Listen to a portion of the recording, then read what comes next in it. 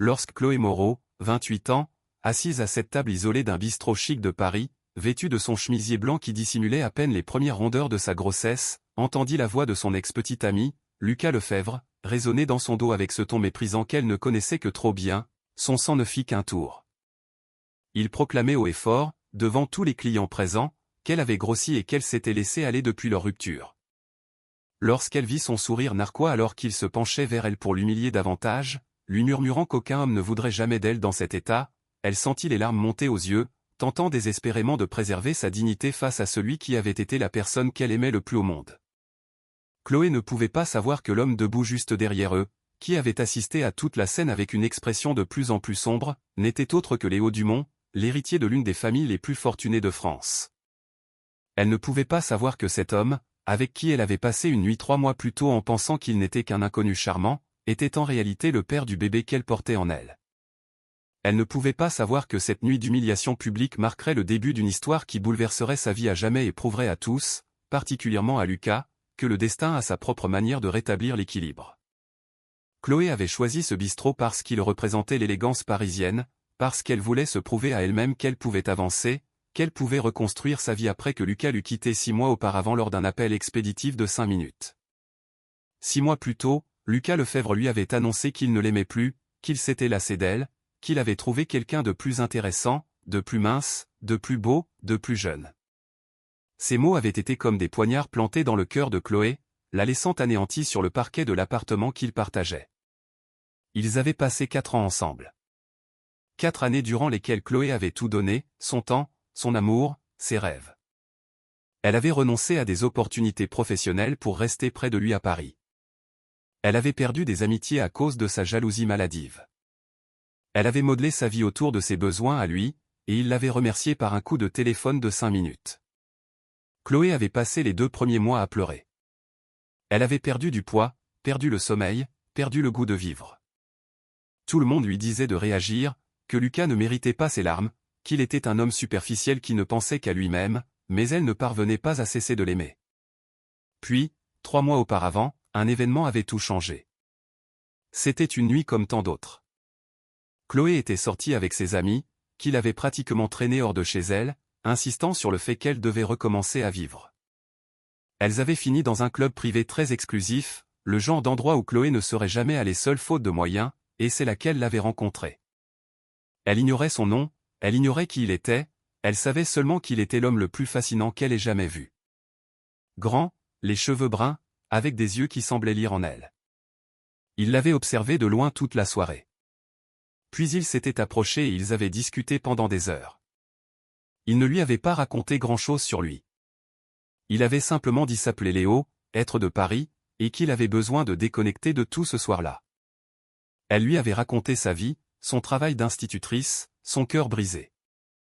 Il l'avait écouté sans juger. Ils avaient fini ensemble dans un hôtel, une nuit de passion que Chloé n'oublierait jamais.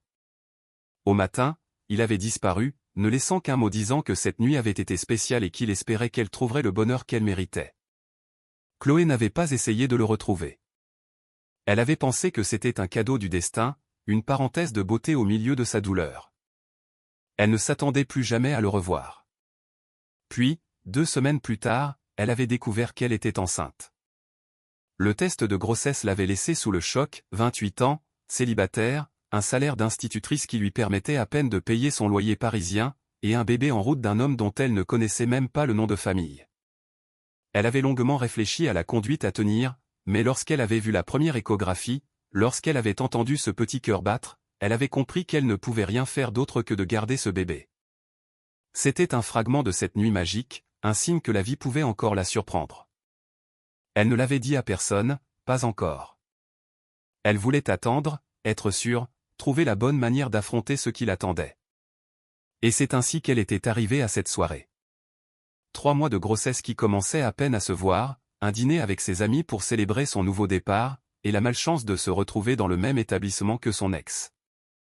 Lucas l'avait vu immédiatement et, au lieu de l'ignorer comme l'aurait fait n'importe quelle personne civilisée, il avait décidé de s'approcher. Chloé le vit arriver et sentit son cœur s'accélérer, non pas parce qu'elle l'aimait encore, réalisa-t-elle avec surprise, mais parce qu'elle avait peur. Peur de ce qu'il dirait, peur de comment il la ferait se sentir. Lucas s'arrêta devant sa table avec ce sourire qui, autrefois, faisait battre son cœur et qui, désormais, ne lui donnait que la nausée. Ses amis s'étaient tus, le regardant avec hostilité. Il la toisa de haut en bas et son sourire s'élargit en une grimace de mépris. Il commenta à voix haute, assez fort pour que les tables voisines puissent entendre, qu'elle s'était terriblement laissée aller. Il ajouta qu'elle était visiblement encore en train de le pleurer, qu'elle noyait son chagrin dans la nourriture, pointant du doigt son assiette de bœuf bourguignon à moitié entamée. Chloé sentit le sang monter à son visage, non pas de honte, mais de rage. Comment osait-il? Comment osait-il l'humilier ainsi devant tout le monde? Mais elle n'eut pas le temps de répondre, car Lucas se pencha vers elle, approchant son visage du sien avec une expression de fausse compassion. Il lui chuchota, mais assez fort pour que ses amis entendent, qu'aucun homme ne voudrait jamais d'elle comme ça, qu'elle devrait le remercier pour les années qu'il lui avait consacrées, car c'était clairement le maximum auquel elle pouvait aspirer. Chloé sentit les larmes piquer ses yeux. Elle ne voulait pas pleurer, pas devant lui, mais les mots faisaient mal. Ils faisaient mal parce qu'une partie d'elle, cette partie que Lucas avait systématiquement démolie pendant leur relation, les croyait encore. Ce fut à ce moment précis qu'elle remarqua l'homme debout derrière Lucas. Léo Dumont était entré dans ce bistrot pour un dîner d'affaires. Il était l'héritier des entreprises Dumont, l'un des plus grands conglomérats de France, et ce soir-là, il devait rencontrer des investisseurs étrangers. Mais les investisseurs pouvaient attendre, car ce qu'il voyait devant ses yeux requérait son attention immédiate. Il l'avait reconnue tout de suite. Comment aurait-il pu ne pas la reconnaître? Il avait passé 3 mois à la chercher, 3 mois à penser à elle, 3 mois à se demander pourquoi il ne l'avait pas retenue ce matin-là, pourquoi il n'avait pas demandé son numéro, pourquoi il avait été assez stupide pour la laisser partir. Cette nuit avec elle avait été différente de toutes les autres. Ce n'avait pas été que du sexe, ça avait été quelque chose de plus profond, une connexion qu'il n'avait jamais ressentie avec aucune autre femme. Et lorsqu'il s'était réveillé le lendemain matin et qu'il l'avait vue dormir à ses côtés, il avait ressenti quelque chose qu'il ne pouvait expliquer. Mais il avait alors reçu un appel urgent, une crise au siège de l'entreprise qui exigeait sa présence immédiate. Il avait dû partir en courant, ne laissant que ce mot stupide qui ne disait rien de ce qu'il aurait voulu dire. Il avait tenté de la retrouver, mais il ne connaissait même pas son nom de famille. Il savait seulement qu'elle s'appelait Chloé, qu'elle était institutrice, et qu'elle avait le plus beau sourire qu'il ait jamais vu. Ce n'était pas suffisant pour la retrouver dans une ville comme Paris et ses millions d'habitants. Et maintenant, elle était là, devant lui, et un homme l'humiliait publiquement. Léo sentit son sang bouillir dans ses veines. Qui était cet imbécile? Comment osait-il parler ainsi à une femme, et particulièrement à cette femme? Il écouta chaque mot, chaque insulte, chaque commentaire désobligeant.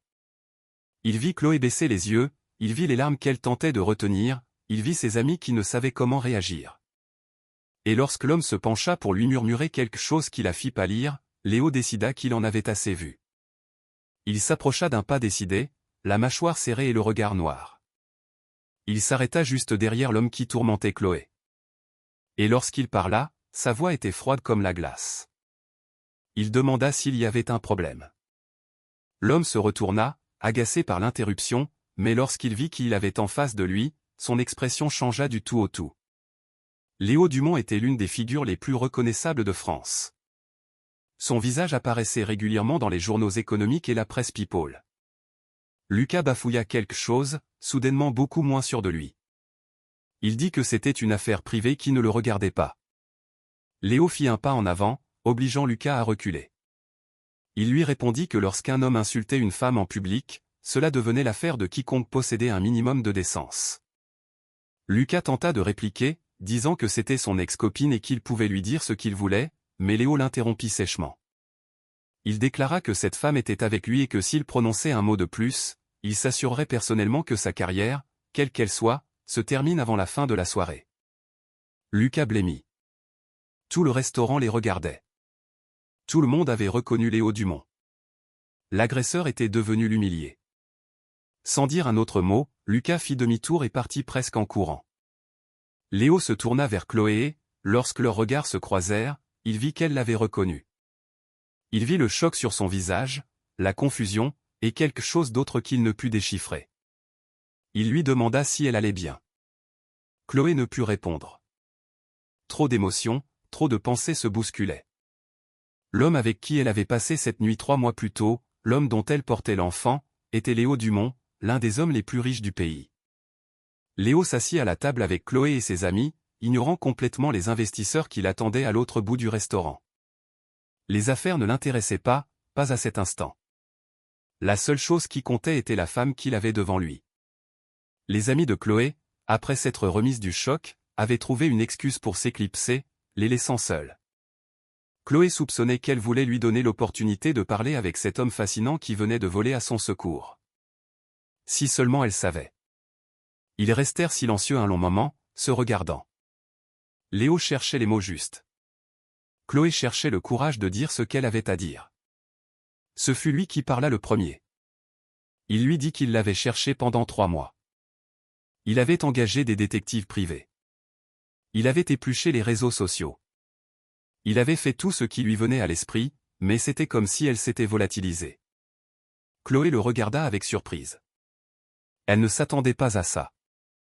Elle avait pensé que pour lui, ce n'avait été qu'une nuit sans lendemain. Au lieu de cela, il l'avait cherché. Elle lui demanda pourquoi il était parti ce matin-là. Léo baissa les yeux pour la première fois depuis qu'il s'était assis. Il lui parla de l'appel, de l'urgence. Il lui dit qu'il avait regretté chaque jour de ne pas l'avoir réveillé, de ne pas lui avoir demandé son numéro, de ne pas avoir fait les choses correctement. Chloé sentit quelque chose fondre en elle. Peut-être était-ce le soulagement de savoir que ce n'avait pas été qu'une aventure. Peut-être était-ce la conscience que ce qu'elle avait ressenti cette nuit-là était réel. Ou peut-être n'était-ce que les hormones de grossesse qui la rendaient émotive. Elle savait qu'elle devait le lui dire. Elle devait lui parler du bébé. Mais comment dire une chose pareille? Comment annoncer à un homme qu'on vient de découvrir être milliardaire qu'on porte son enfant après une unique nuit ensemble? Léo dut remarquer quelque chose dans son regard car il lui demanda ce qu'il y avait. Il lui dit qu'il voyait bien que quelque chose la préoccupait, quelque chose qu'elle ne lui disait pas. Chloé prit une profonde inspiration. Il n'y avait pas d'autre manière de le dire que de le dire. Elle lui avoua qu'elle était enceinte de 3 mois et que le bébé était de lui. Le silence qui suivit sembla durer une éternité. Chloé vit les émotions défiler sur le visage de Léo. Choc, confusion, incrédulité, puis quelque chose d'autre, quelque chose qui ressemblait presque à de la joie. Il lui demanda si elle était sûre, non pas de manière accusatrice, mais avec une curiosité sincère.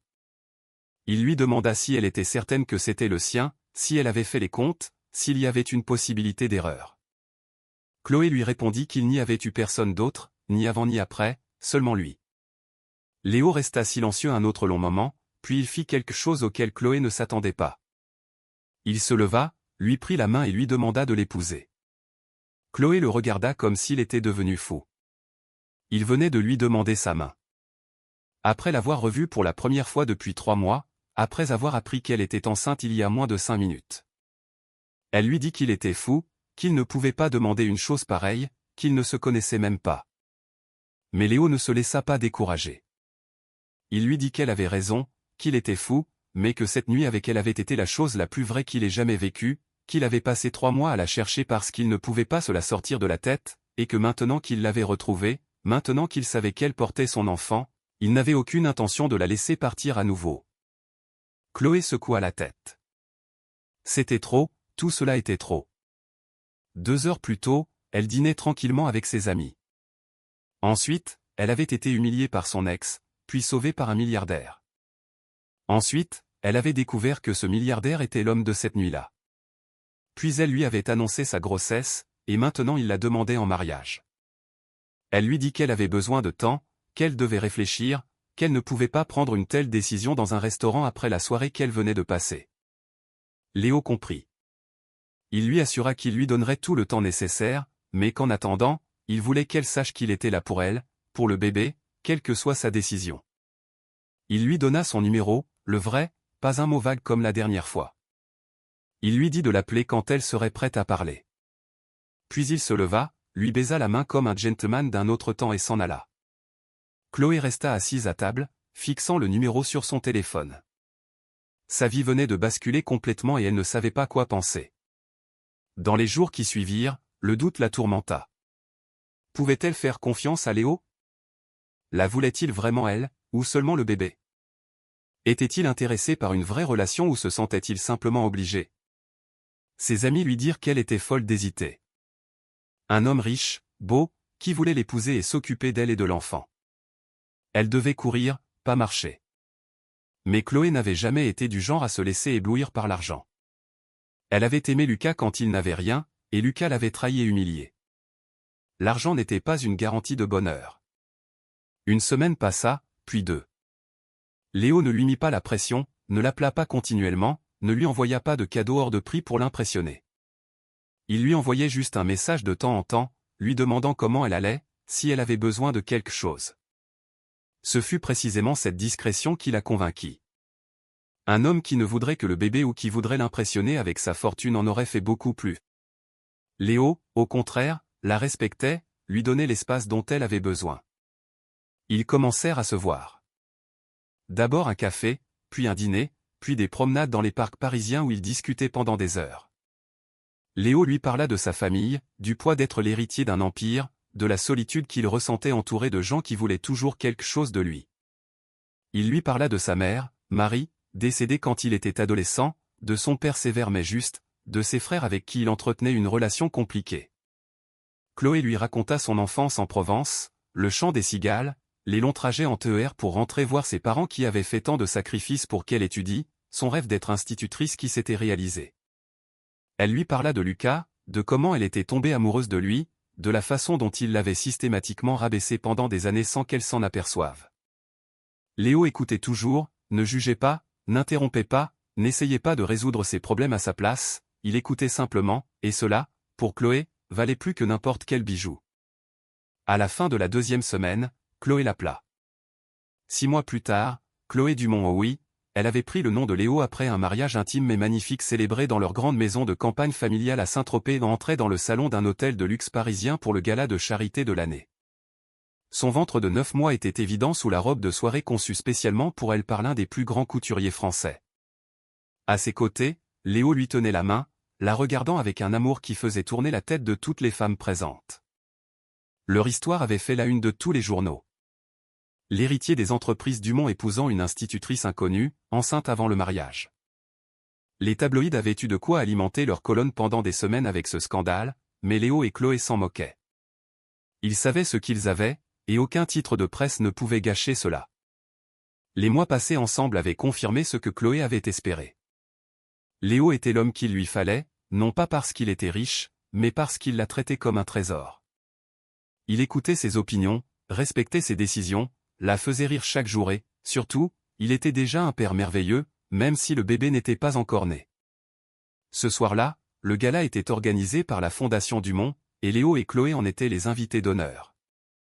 Le salon regorgeait de personnalités importantes, hommes d'affaires, politiques, célébrités. Tous voulaient être vus, tous voulaient bien paraître. Chloé discutait avec l'épouse d'un ministre lorsqu'elle le vit. Lucas Lefebvre, son ex, l'homme qui l'avait humilié dans ce restaurant 6 mois plus tôt, était là. Il était probablement l'accompagnateur de quelqu'un, car il n'avait certainement ni l'argent ni les relations pour être invité à un tel événement. Il semblait nerveux, mal à l'aise, comme un poisson hors de l'eau. Leurs regards se croisèrent à travers la salle et Chloé vit le moment exact où Lucas la reconnut. Elle vit son regard passer de son visage à son ventre rond, à la bague en diamant à son doigt, puis à l'homme à ses côtés. Elle vit la réalisation le frapper de plein fouet. Lucas blêmit.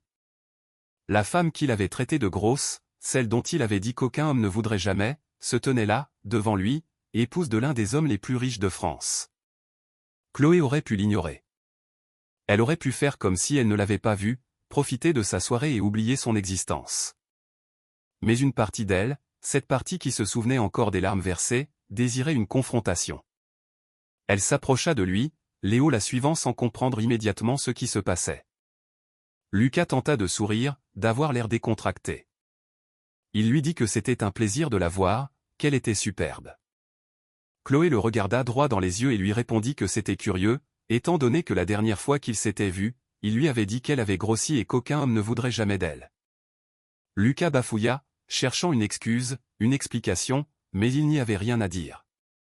Léo, qui avait finalement compris qui était cet homme, s'approcha de Chloé en passant un bras protecteur autour de sa taille. Il toisa Lucas de toute sa hauteur et déclara qu'il était l'homme qui avait insulté sa femme au restaurant 6 mois plus tôt. Puis il ajouta qu'en réalité, il devait le remercier, car sans son comportement ignoble, il n'aurait peut-être jamais trouvé le courage de retourner vers Chloé. Lucas semblait vouloir disparaître 6 pieds sous terre. Chloé sourit, non pas avec méchanceté, mais avec la sérénité de celle qui a trouvé la paix. Elle souhaita à Lucas une bonne continuation. Puis elle prit la main de Léo et s'éloigna sans se retourner. 2 semaines après cette soirée, Chloé donna naissance à une petite fille. Ils l'appelèrent Manon. L'accouchement fut long et difficile, mais Léo resta à ses côtés à chaque instant, lui tenant la main, lui murmurant des mots d'encouragement, pleurant avec elle lorsque l'enfant vint enfin au monde.